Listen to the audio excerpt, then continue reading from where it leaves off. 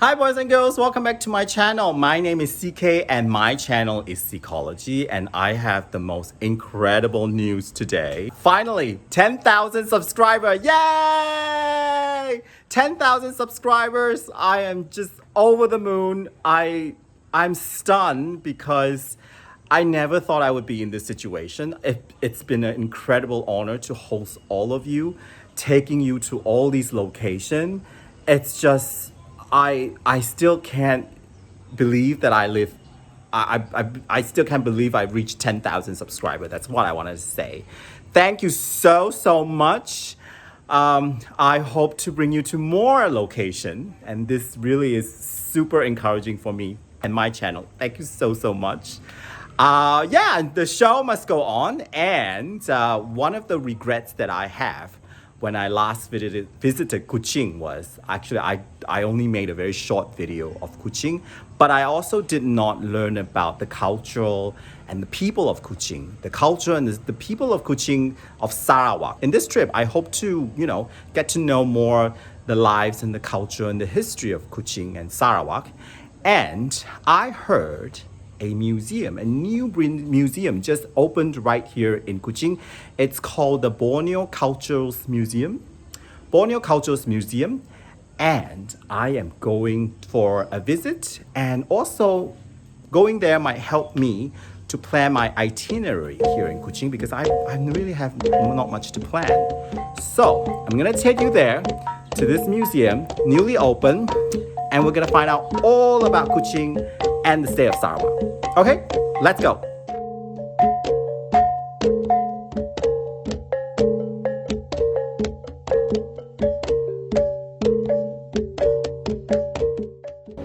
So here I am at the Borneo Culture Museum. They just opened, and for the first 3 months, the entrance is free. Yes! It's a lobby, then there's a children's gallery, it's a permanent gallery, and then there's 5 floors here.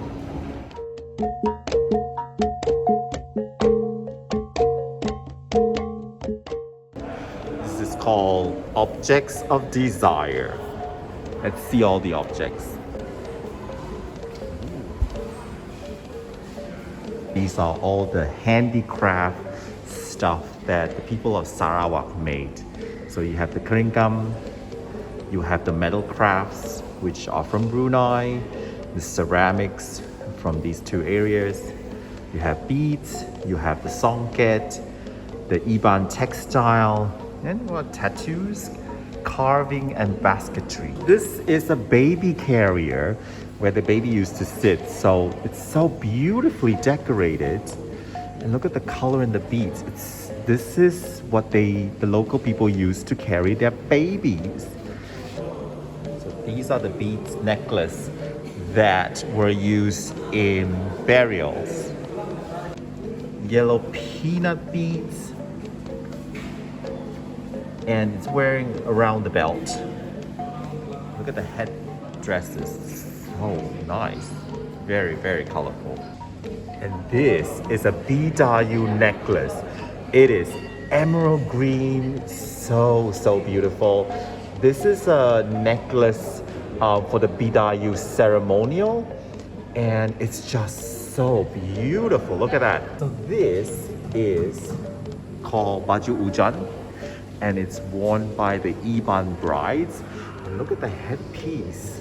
It's actually threaded together, and look at her beaded decoration. It is so exquisite.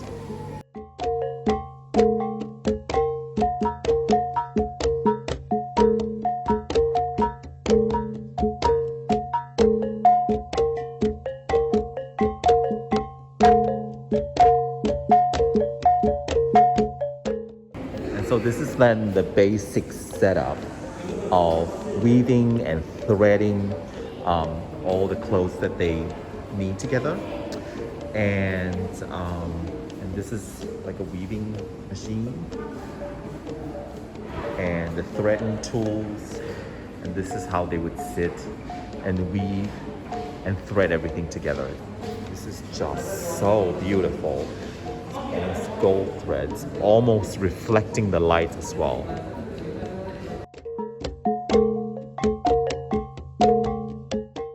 And so this is a Iban war boat. This is what they would ride on to go to war. Very, very fabulous transport to go to war, I must say. And we're going through history now. Cape Discovery and Borneo and Empire. Archaeological exhibition this time. So in this series, we're going to some of the archaeological sites in Sarawak. And they're all the archaeological site that's been excavated. It's really nice. And this is the Nia lady. And she was discovered in 1958. She's said to be 35,000 years old. These are her remains. Look at her skeletons. So she's from Nia. These are boat coffins. So these are actually death ship, and they were a funerary custom in ancient time, with the dead body placed inside these coffin-shaped like boats. And I don't know what did they do with it, but they are a boat and they put the coffins here. I guess they push it out or something, I don't know. These are the terracotta objects. There were 400 pieces that were found, and they were discovered at an area called Trowulan. And this was during the time of the Majapahit Empire. Majapahit ruled a lot of the places here in Borneo. It's just so beautiful. So these statues are found mostly in Bukit Maras area. It depicts the arrival of Hinduism to Borneo. And here is Ganesh. And this statue was found in 1921 in Bukit Mas area here in Sarawak. It's a beautiful statue, look at that. So Borneo traded with China for centuries, and these are some of the Chinese artifacts they found here in Sarawak. They were found in areas between Batang Sadong, Batang Krang, and yeah, they are very, very rare pieces. That proves that there were lots of trade activities going around between China and Sarawak. This is so beautiful. I mean, look at that. It's a teapot, I think. It's so beautiful. It's the dragon is like almost jumping out of the teapots. And this gallery is the making of Sarawak and Sarawak in motion. So let's see what history. So in this gallery, we're gonna learn the formation of Sarawak and how Sarawak broke away from the Sultan of Brunei. Oh my God, look at that. Cannons from Samarahan. This is dated 19th century, which the Sultan of Brunei gave it to his representative here in Sarawak. So as you know, Sarawak is ruled by the White Kings, and this is the first White King, James Brooke. He was the first Raja of Sarawak. And these dinner set belongs to the Brooke family. They've donated to the museum, I think. And here you can see the royal emblem of Sarawak at the time. The state cash flow. See, that's the cash flow of Sarawak back in those days. This is 1866 ledger. Whoa, look at this huge door. This is the chief door. And this door belongs to Aban Jao from Ulu. And he owns this door. And it says here, this place is the door of Tamalong, the Raja who holds power in the Tinjau district, which controls all state. So this is such an impressive door. Look at that. Must be very difficult to maintain and carve. It's so beautiful. So the hornbill, the bird of hornbill is the symbol of Sarawak, and this is carved in one piece of wood. And you can see the fruit that the hornbill is eating. This is carved by an Iban artist. So nice.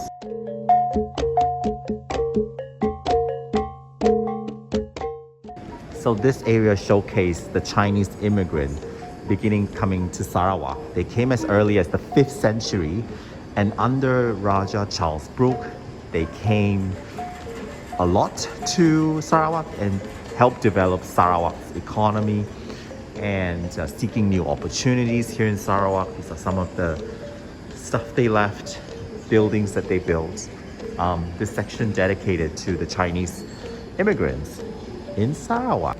And this area is Sarawak in motion from 1941 to 1990. Of course, that is the period of World War II, communism, and the Cold War. The Japanese weapons used in World War II, they were confiscated after World War II. And this is it. This is the Proclamation book of Malaysia and the independence of Sarawak. This is one of the most historical documents for Sarawak.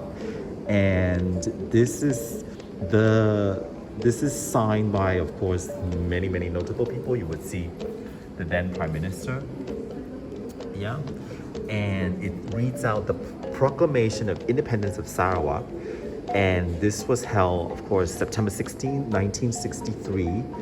And this really complete the modern history of Sarawak. And I'm very surprised. It's written in English.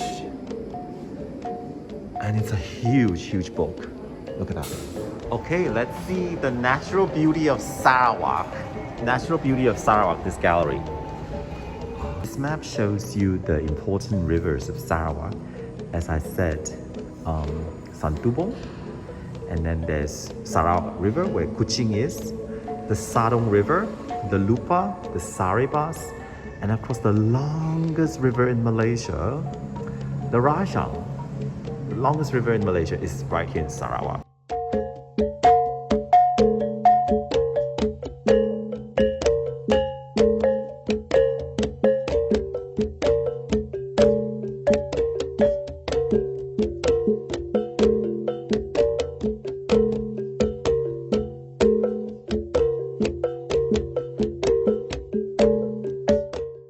Oh my god, look at that.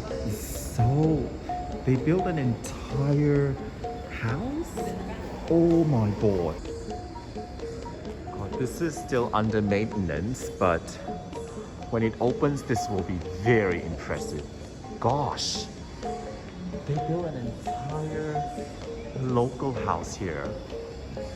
Oh my god. And with the hornbill, and you can even see clearly, this is meticulously built. They're playing the sound and the music from the rainforest. And look at that. You feel like you're in the rainforest. That's what they want you to feel. This museum is just... I'm so speechless. This museum is really incredible and I am totally speechless. This sets a very high bar from all the other Malaysian museums to follow. I am just so speechless at this point. Oh my god, look at that. So that is what they call the Hornbill Carving for their festival. They use this for their festival, the Gawai Festival Kenyala. And look at that, that's the hornbill shape there.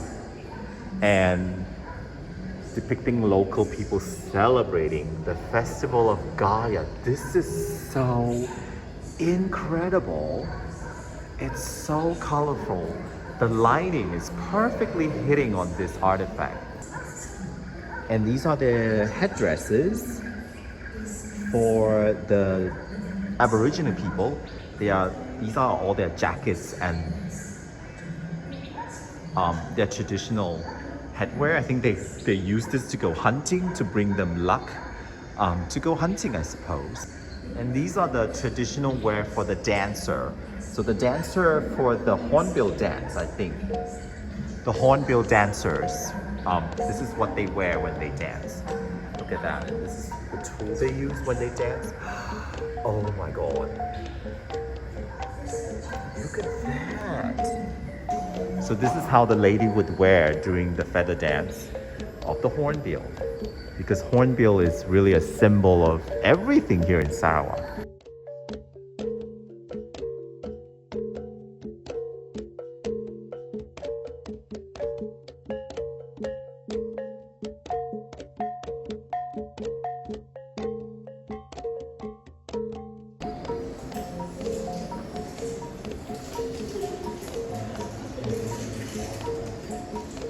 That was my visit to the newly opened Borneo Culture Museum.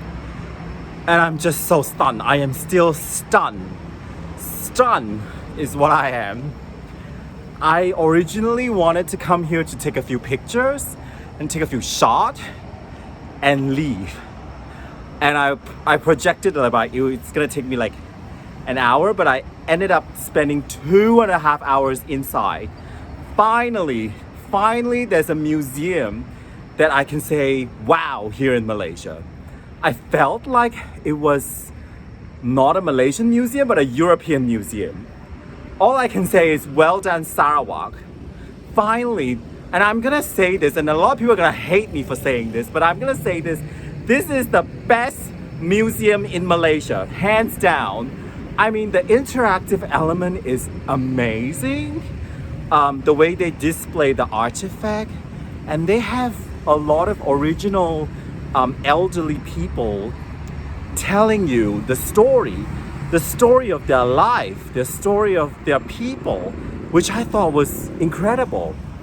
And the entire first floor was dedicated to children and teaching children how to manage waste and how to protect the rivers of Sarawak. I thought there was such a noble cause and objective, and I'm still very stunned.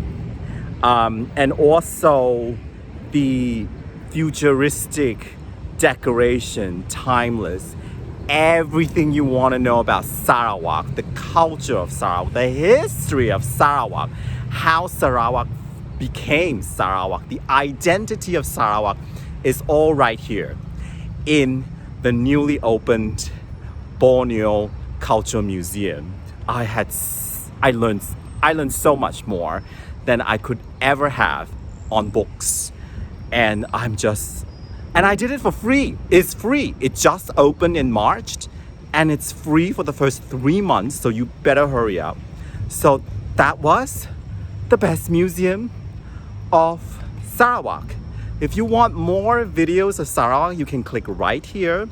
I made quite a few already, and learn all about the Sarawak in my video if you want to. And I will see you in my next video of Sarawak, which I will continue to post. I'll see you. Bye.